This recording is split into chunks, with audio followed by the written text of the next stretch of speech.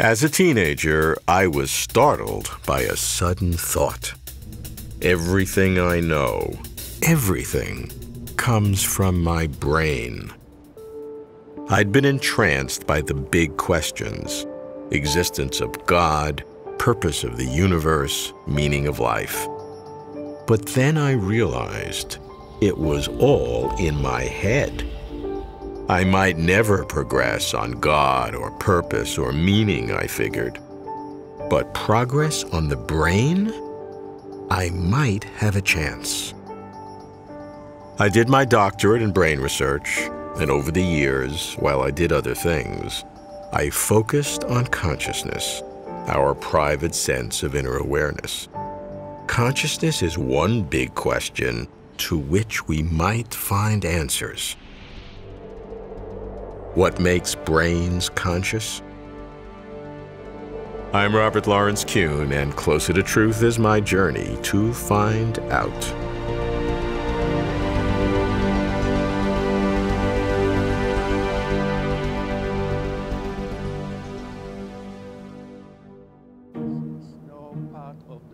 Consciousness involves the brain. No one doubts this. So I start with an expert on brain structure. Arnold Scheibel, professor of neurobiology and psychiatry at UCLA. Arnie was my teacher. In 1964, yes, 1964, I took his graduate course. Now, almost 50 years on, we meet at UCLA's Brain Research Institute, where Arnie is a former director and I a former student. Arnie, consciousness, what does it mean to you?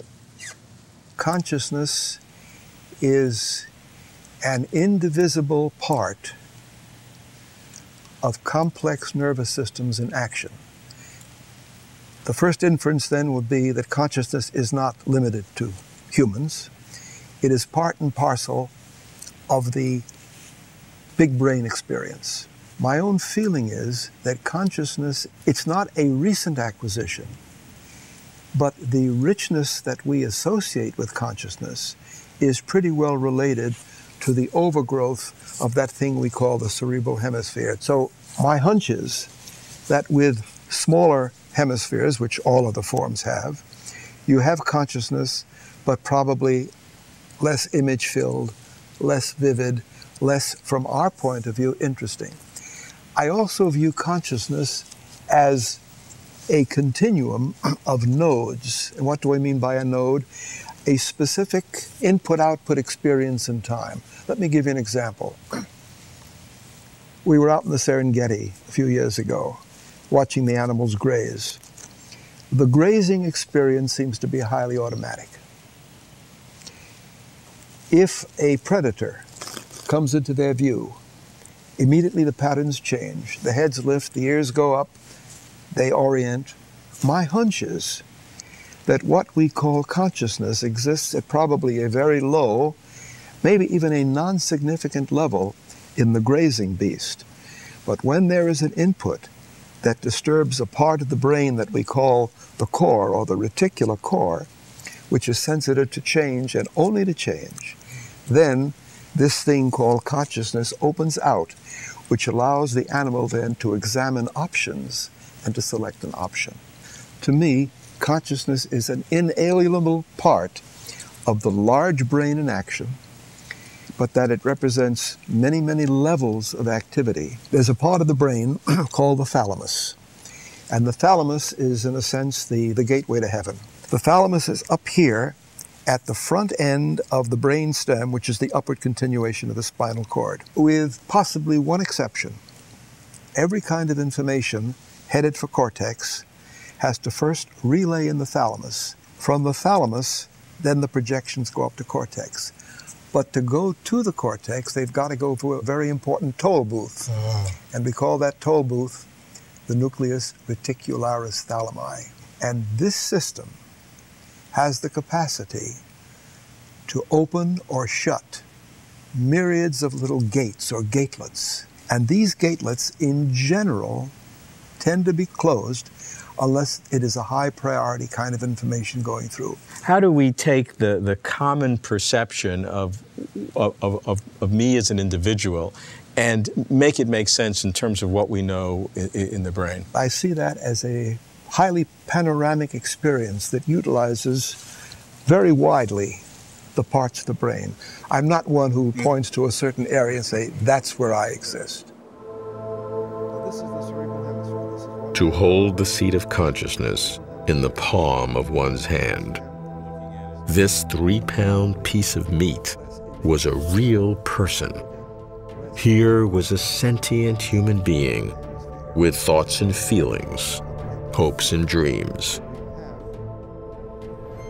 Consciousness is a big brain experience, Arnie says.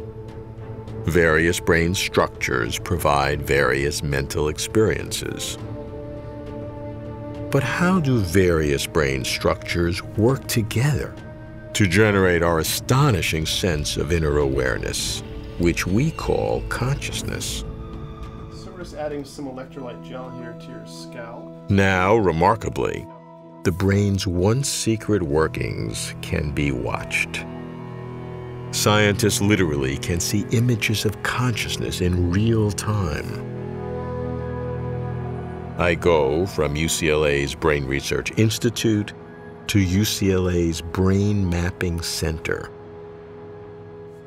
I meet its director, a leader in brain imaging, John Mazziotta. John, as a brain scientist, particularly an expert in imaging the brain, how do you look at this problem of consciousness?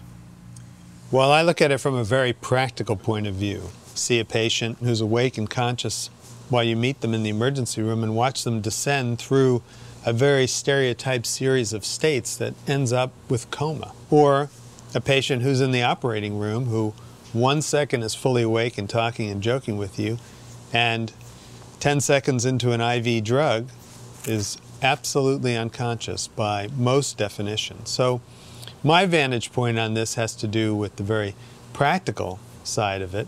But I think that from a theoretical and more general vantage point, there may be many things about consciousness and cognitive interactions that generate consciousness that we're not going to be able to understand very well.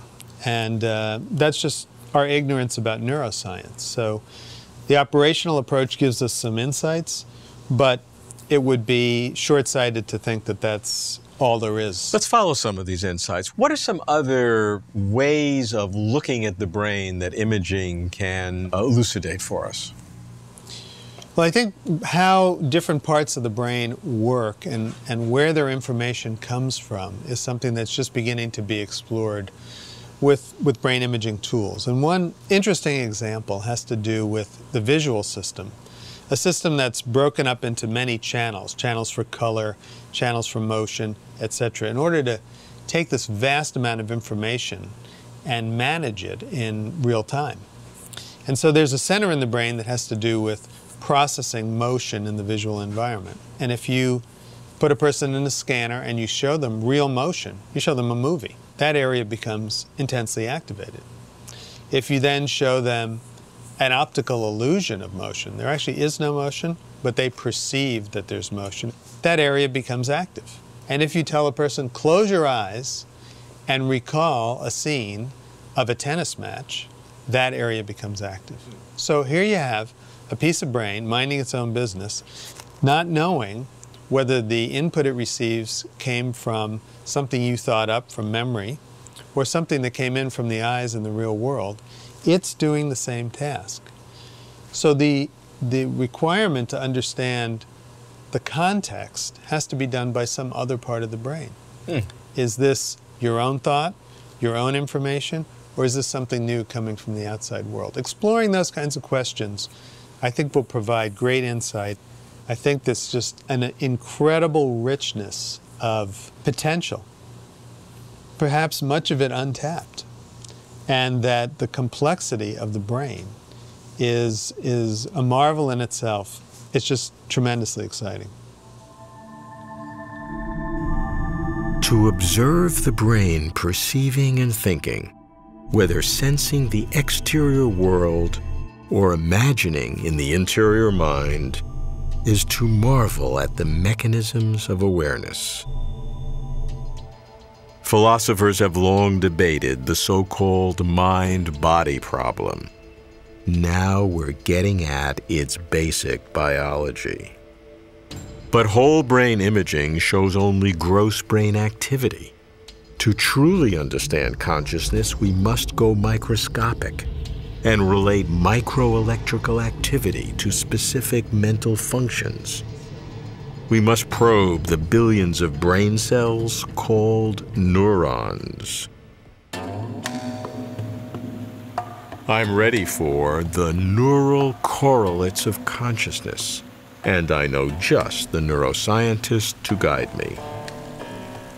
So I head across town in Los Angeles, from UCLA in Westwood to Caltech in Pasadena, to meet Christof Koch.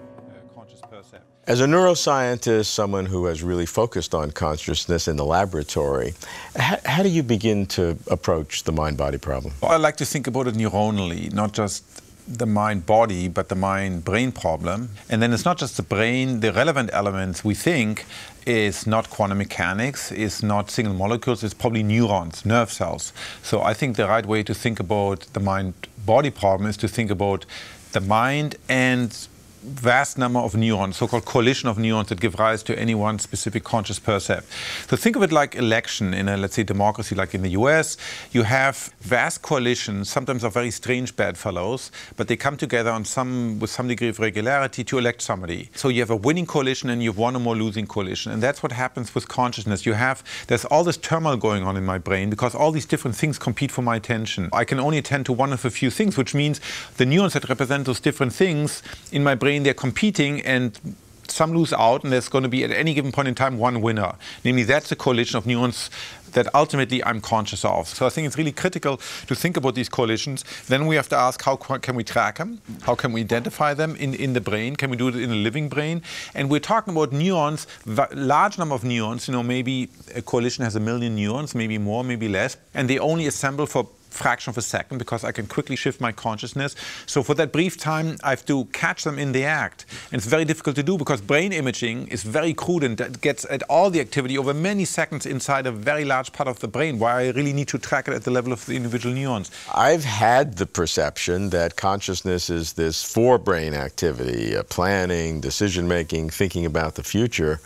But you have a different approach, seeing consciousness more at an intermediate level. What does that mean? But there's quite a bit of evidence to suggest that various high-level aspects like planning or like creativity have a significant unconscious component. That lots of what you do in planning, or when you have to make a difficult decision, like who are you going to marry? Am I going to take job A or B, or am I going to move or not? Those sort of life-changing decisions. That the way you go about it, you play through various scenarios consciously, but then there's all this other activity going on. Very often you find yourself, it's happened many times in my life, you wake up in the morning, you've made a decision.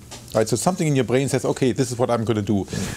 And there's evidence of that nature to suggest that the highest, sort of more complicated things very often are unconscious. So that would suggest that consciousness is really at the intermediate level, and it suggests a very aesthetically pleasing picture because you have the outer world that you're not really conscious of. I'm only conscious of the representation of the outer world as they are reflected on the sensory surfaces, let's say in my visual brain.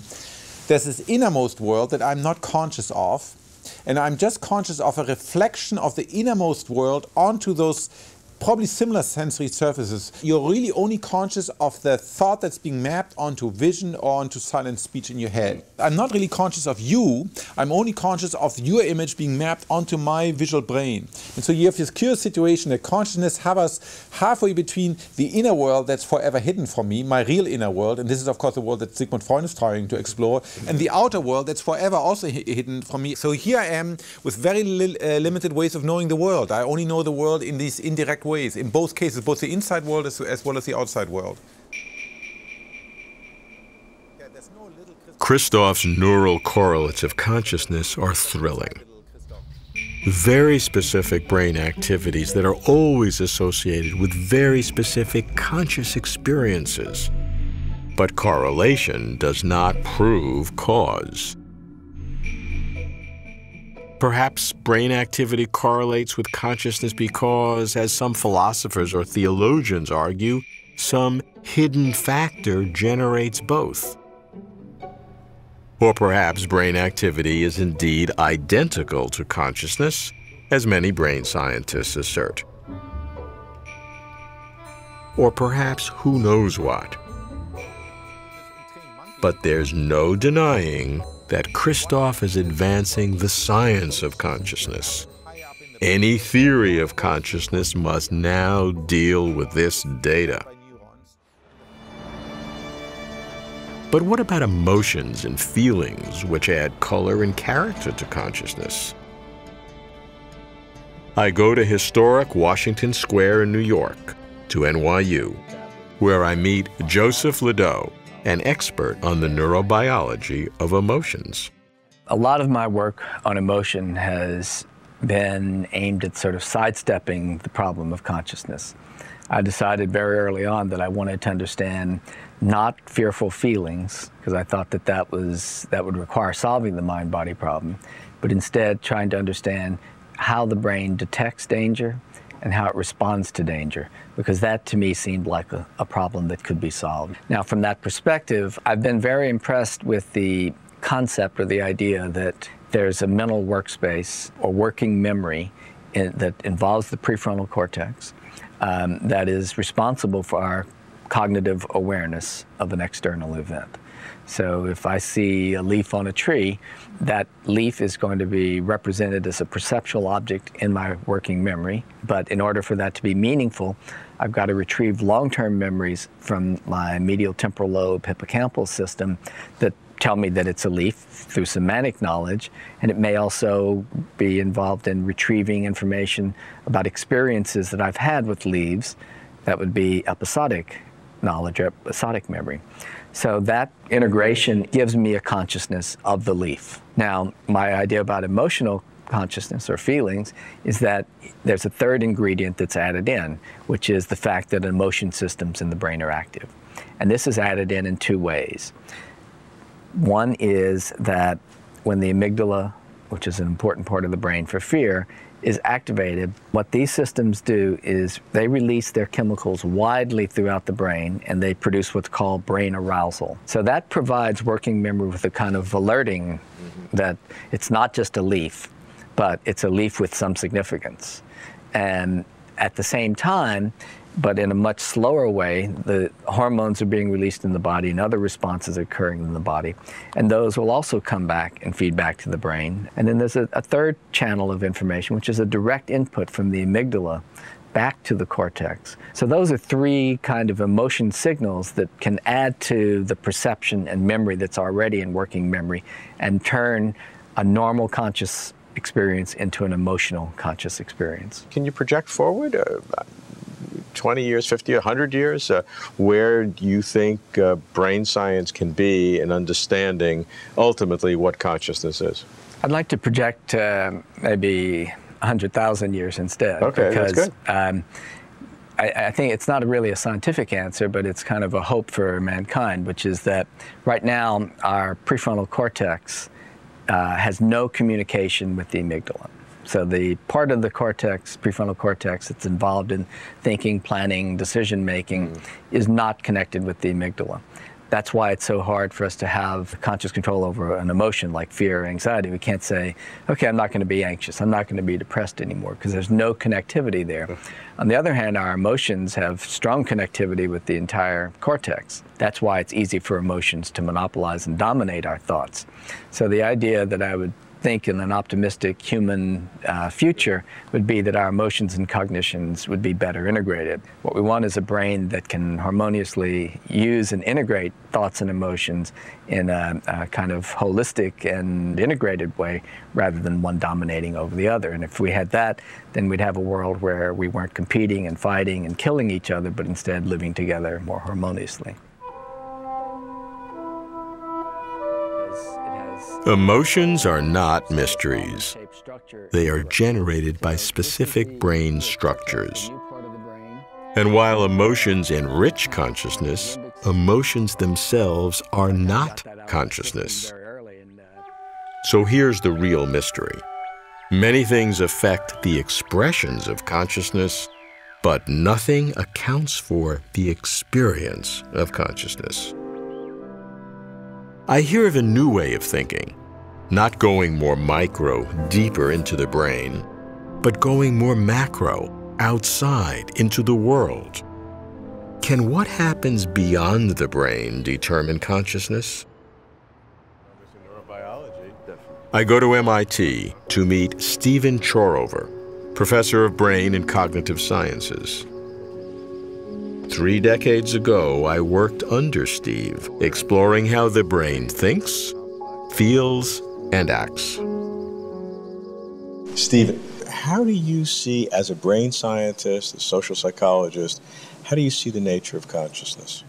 Well, I think about it as necessarily involving both the study of the organization and development of the brain and the organization and development of the context and the social environment. We know that in many situations, the environment and the social context have a powerful modulating effect, not only upon behavior in its normal context, but in the effects, in studying the effects, the after effects of brain injury, for example. And a long series of experiments extending over several decades demonstrated that the context in which the animals were observed post-operatively, the effects of the same brain lesion in these different situations were dramatically different. For example, the early observations were that the post-operative effects on animals in isolated cages were tameness. However, when the same animals or comparable animals were studied in a social context, in a colony cage situation, the effects of the operation was a change in dominance hierarchies. And finally, the same lesion performed in animals living in a free-ranging habitat. The endpoint of the after effects of the surgery was death. The animals simply failed to survive in their original environment, so that it's very difficult to imagine talking about the effects of this particular brain lesion as having any simple, singular consequences. And it leads to the notion that consciousness and social behavior and our cognitive maps of the world are created by a process in which our nervous systems are interacting with stimuli impinging upon them from outside, depending upon the nature of the situation that we're in. The same kinds of activation of the same regions of the brain in different contexts produce different behaviors. So, taking that set of data, how do you then reflect upon the nature of human consciousness? Well, I tend to think that the problem of human consciousness is really the problem of understanding patterns of interaction between things going on within the organism, within the brain, within different parts of the brain, on the one hand, and things going on in the surrounding context on the other hand. And it may very well turn out that we will be able to understand consciousness in terms of these interactions, as well as in terms of the subjective experience of being self-aware.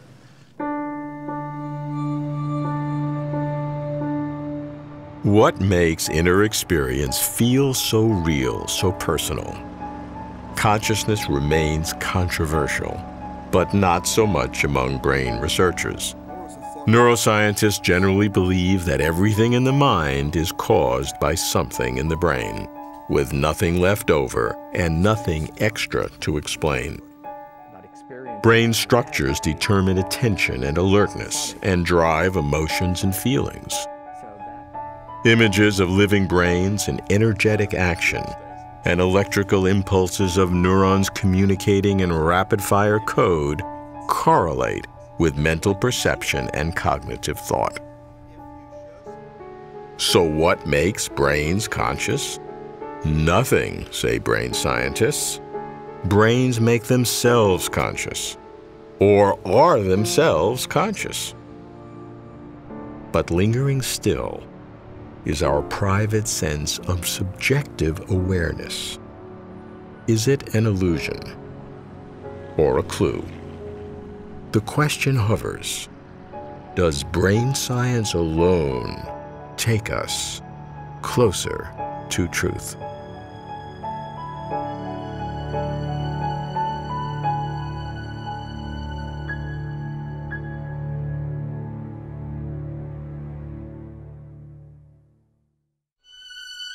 For complete interviews and for further information, please visit closertotruth.com.